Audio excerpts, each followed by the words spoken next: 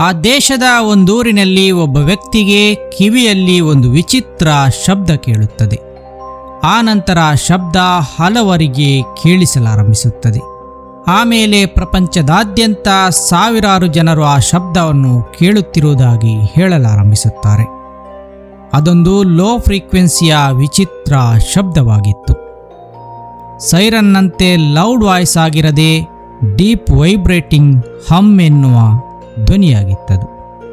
ವಿಚಿತ್ರವೇನೆಂದರೆ ಕೇವಲ ಕೆಲವು ಜನರು ಮಾತ್ರ ಶಬ್ದವನ್ನು ಕೇಳುತ್ತಿದ್ದರು ಅಥವಾ ಕೇಳಬಲ್ಲವರಾಗಿದ್ದರು. ಎಲ್ಲರಿಗೂ ಈ ಶಬ್ದ ಕೇಳಿಸುತ್ತಿರಲಿಲ್ಲ.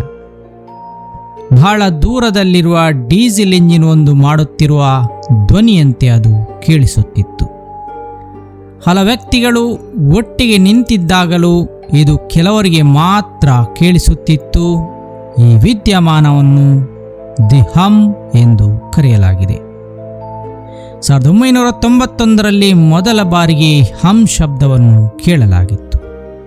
ಅಮೆರಿಕಾದ ನ್ಯೂ ಮೆಕ್ಸಿಕೋ ರಾಜ್ಯದ ಟಾವೋಸ್ ಎಂಬ ಸಣ್ಣ ಪಟ್ಟಣದಲ್ಲಿ ಜನರು ಮೊದಲ ಬಾರಿಗೆ ಹಮ್ ಎಂಬ ಲೋ ಫ್ರೀಕ್ವೆನ್ಸಿಯ ಶಬ್ದವನ್ನು ಕೇಳುತ್ತಾರೆ. ಅದು ಯಾವುದೋ ದೂರದ ಫ್ಯಾಕ್ಟರಿಯ ಶಬ್ದ ಅಥವಾ ಡೀಸೆಲ್ ಇಂಜಿನ್ನ ಶಬ್ದವಾಗಿರಬಹುದು ಎಂದು ಅಂದುಕೊಂಡಿದ್ದರು. ಈ ಶಬ್ದ ಅವರ ಕಿವಿಗಳಿಗೆ ರಾತ್ರಿಯಲ್ಲಿ ಜೋರಾಗಿ ಮತ್ತು ಸ್ಪಷ್ಟವಾಗಿ ಕೇಳಿಸುತ್ತಿತ್ತು. ರಲ್ಲಿ ಸರ್ಕಾರ ಇದರ ಇನ್ವೆಸ್ಟಿಗೇಷನ್ಗೆ ಅಧಿಕಾರಿಗಳನ್ನು ಕಳುಹಿಸುತ್ತದೆ. ಸರ್ಕಾರಿ ಅಧಿಕಾರಿಗಳು ಈ ಹಮ್ ಶಬ್ದದ ಮೂಲವನ್ನು ಕಂಡುಹಿಡಿಯಲು ಪ್ರಯತ್ನಿಸುತ್ತಾರೆ.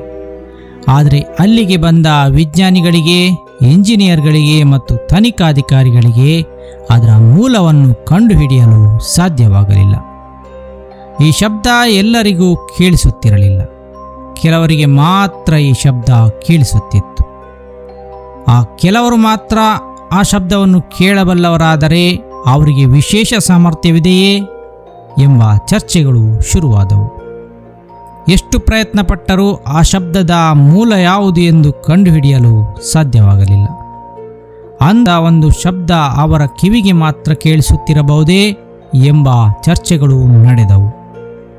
ಈ ಶಬ್ದವನ್ನು ಕೇಳಿಸಿಕೊಳ್ಳುತ್ತಿದ್ದವರಿಗೆ ಈ ಶಬ್ದದಿಂದಾಗಿ ರಾತ್ರಿ ನಿದ್ರೆ ಬರುತ್ತಿರಲಿಲ್ಲ. ಅವರಿಗೆ ತಲೆನೋವು ಸದಾ ಕಾಡುತ್ತಿತ್ತು. ಕಿವಿಯಲ್ಲಿ ಅದೇನೋ ಒಂದು ಒತ್ತಡ ಅವರಿಗೆ ಸದಾ ಅನುಭವಕ್ಕೆ ಬರುತ್ತಿತ್ತು.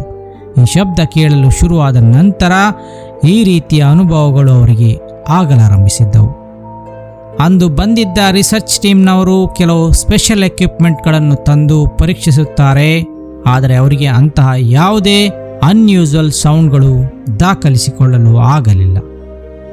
ಕೊನೆಗೆ ಈ ತನಿಖೆಗೆ ಬಂದ ವಿಜ್ಞಾನಿಗಳಿಗೆ ಒಂದು ವಿವರಣೆ ನೀಡಲೇಬೇಕಿತ್ತು.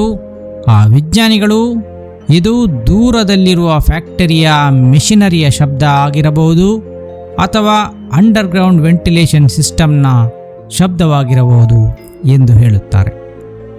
ಈ ಲೋ ಫ್ರೀಕ್ವೆನ್ಸಿಯ ಶಬ್ದ ಅವರ ಕಿವಿಗಳಿಗೆ ಮಾತ್ರ ಕೇಳಿಸುತ್ತಿದ್ದಿರಬಹುದು ಎಂದವರು ಹೇಳುತ್ತಾರೆ.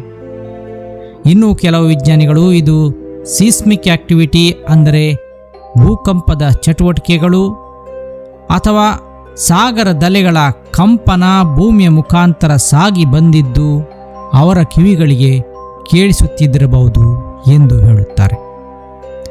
ಇನ್ನು ಕೆಲವರು ಎಲೆಕ್ಟ್ರೋಮ್ಯಾಗ್ನೆಟಿಕ್ ಸಿಗ್ನಲ್ ಮಾನವನ ಕಿವಿಯನ್ನು ತಲುಪಿದಾಗ ಕೆಲ ಕಿವಿಗಳು ಅದನ್ನು ಅನುಭವಿಸುತ್ತವೆ, ಹಾಗಾಗಿ ಅವರಿಗೆ ಹಮ್ ಎಂಬ ಶಬ್ದ ಕೇಳಿಸುತ್ತಿದೆ ಎನ್ನುತ್ತಾರೆ. ಆದರೆ ಎಲ್ಲ ವಿವರಣೆಗಳಲ್ಲಿಯೂ ಕೂಡ ಕೇವಲ ಕೆಲವೇ ಜನರಿಗೆ ಮಾತ್ರ ಈ ಶಬ್ದ ಯಾಕೆ ಕೇಳಿಸುತ್ತಿದೆ ಎಂಬ ವಿವರಣೆಯನ್ನು ಹೇಳಲಾಗಲಿಲ್ಲ. ಈ ಹಮ್ ಎನ್ನುವ ಶಬ್ದವನ್ನು ಕೇಳುತ್ತಿರುವುದಾಗಿ ವಿಶ್ವದಾದ್ಯಂತ ಅಲ್ಲಲ್ಲಿ ವರದಿಗಳಾಗುತ್ತವೆ. ಆದರೆ ಮೂಲವನ್ನು ಪತ್ತೆ ಹಚ್ಚಲು ಯಾವ ತಜ್ಞರಿಂದಲೂ ಆಗಲಿಲ್ಲ. ಎಲ್ಲರೂ ಇದೊಂದು ವಿಸ್ಮಯವೆಂದೇ ತಿಳಿದು ಸುಮ್ಮನಾಗುತ್ತಾರೆ. ಆದರೆ ಸ್ನೇಹಿತರೆ, ಇದಕ್ಕೂ ಒಂದು ಸಂಭವನೀಯ ವಿವರಣೆಯೊಂದನ್ನು ನೀಡಬಹುದು. ಈ ರಹಸ್ಯಮಯ ಹಮ್ ಶಬ್ದ ಹೊರಗಿನ ಪ್ರಪಂಚದಿಂದ ಬರುತ್ತಿರುವುದಲ್ಲ, ಬದಲಿಗೆ ಅದು ಕಿವಿಯ ಒಂದು ಸಮಸ್ಯೆಯಾದ ಟಿನಿಟಸ್ ಎಂಬ ಕಂಡೀಷನ್ನಿಂದಾಗಿ ಆಗಿರಬಹುದು ಎನ್ನಲಾಗುತ್ತದೆ. ಈ ಟಿನಿಟಸ್ನಲ್ಲಿ ಮನುಷ್ಯನ ಮೆದುಳು ತಾನೇ ಕೆಲ ಶಬ್ದಗಳನ್ನು ಹೊರಡಿಸುತ್ತದೆ. ಈ ಶಬ್ದಗಳು ರಿಂಗಿಂಗ್ ಆಗಿರಬಹುದು, ಅಥವಾ ಬಜ್ಜಿಂಗ್ ಆಗಿರಬಹುದು, ಅಥವಾ ಹಮ್ಮಿಂಗ್ ಆಗಿರಬಹುದು, ಅಥವಾ ಹಿಸ್ಸಿಂಗ್ ಆಗಿರಬಹುದು, ಹೀಗೆಂದು ಮೆಡಿಕಲ್ ಸೈನ್ಸ್ ಹೇಳುತ್ತದೆ. ಹಾಗಾದರೆ ಪ್ರಪಂಚದಾದ್ಯಂತ ಬಿಡಿಸಲಾಗದ ರಹಸ್ಯವೆಂದು ಹೆಸರಾಗಿದ್ದ ಈ ಹಮ್ ಶಬ್ದ ಒಂದು ಕಾಯಿಲೆಯೇ? ಹೌದು ಸ್ನೇಹಿತರೆ, ಇಲ್ಲಿ ಶಬ್ದ ಮನುಷ್ಯನ ಕಿವಿಯೊಳಗಿಂದಲೇ ಬಂದಿರುತ್ತದೆ ವಿನಃ ಹೊರಗಡೆಯಿಂದ ಬಂದಿರುವುದಿಲ್ಲ. ಆ ಊರಿನಲ್ಲಿ ಕೇವಲ ಕೆಲವರಿಗೆ ಮಾತ್ರ ಈ ಶಬ್ದಗಳು ಕೇಳಿಸುತ್ತಿತ್ತು. ಅದರಿಂದಾಗಿ ಇದೊಂದು ಒಳಗಿನ ಸಮಸ್ಯೆ ಇರಬಹುದು ಎಂದು ನಾವು ಹೇಳಬಹುದು. ಜೊತೆಗೆ ಈ ಶಬ್ದವನ್ನು ಹೊರಗಿನ ಯಾವುದೇ ಇನ್ಸ್ಟ್ರುಮೆಂಟ್ಗಳು ದಾಖಲಿಸಿರಲಿಲ್ಲ. ಈ ಎಲ್ಲ ಕಾರಣಗಳಿಂದ ಕೆಲವರು ಇದು ಟಿನಿಟಸ್ನ ಲಕ್ಷಣವೇ ಎಂದು ನಂಬುತ್ತಾರೆ. ಇದೊಂದು ಅಂದುಕೊಂಡಷ್ಟು ದೊಡ್ಡ ರಹಸ್ಯವೇ ಅಲ್ಲ ಎಂದವರು ವಾದಿಸುತ್ತಾರೆ. ಆದರೆ ಅವರ ವಾದದಲ್ಲಿಯೂ ಕೆಲವೊಂದು ಲೋಪದೋಷಗಳಿದ್ದವು.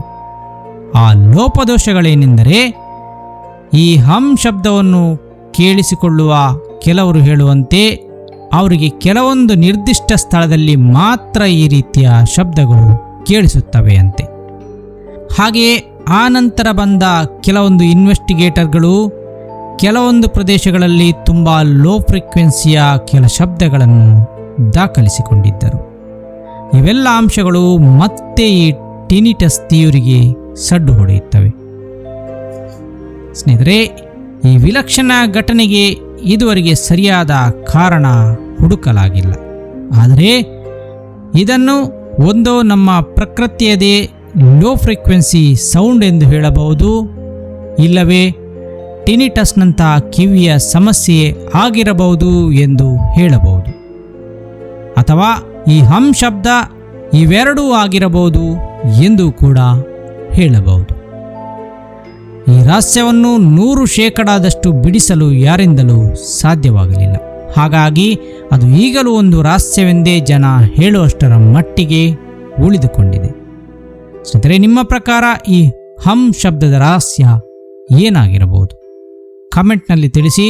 ಹಾಗೆಯೇ ಈ ಹಮ್ ಎನ್ನುವ ಶಬ್ದ ಕೇಳುವ ವ್ಯಕ್ತಿ ನಿಮ್ಮೂರಲ್ಲಿಯೂ ಇದ್ದಾರೆಯೇ ಎಂಬುದನ್ನು ಕಮೆಂಟ್ ಮಾಡಿ ಹೇಳಿ. ವಿಡಿಯೋ ಇಲ್ಲಿಗೆ ಕೊನೆಯಾಯಿತು. ವೀಕ್ಷಣೆಗಾಗಿ ಧನ್ಯವಾದಗಳು.